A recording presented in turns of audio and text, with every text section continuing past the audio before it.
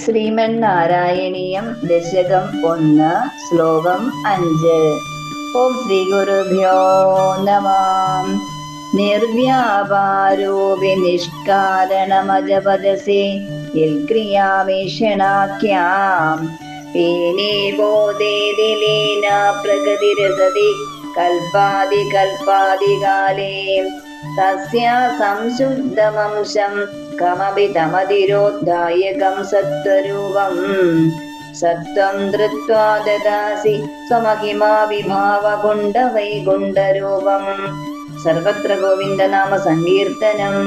ഗോവിന്ദ ഹരി ഗോവിന്ദ. ശ്രീമന്നാരായണീയ സാരാംശം. ഹരേ ഗുരുവായൂരപ്പ.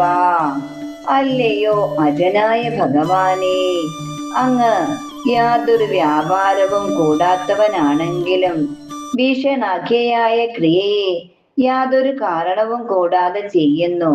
കാന്തം ഇരുമ്പിനെ ആകർഷിക്കുന്നത് പോലെ അങ്ങയുടെ വീക്ഷണം അങ്ങയിൽ ലയിച്ചു ചേർന്ന് മിക്കവാറും ഇല്ലായ്മയെ പ്രാപിച്ച മായയെ ബ്രഹ്മാവുണ്ടാക്കുന്ന ആദ്യ ദിവസത്തിൽ പ്രകാശിപ്പിക്കുന്നു.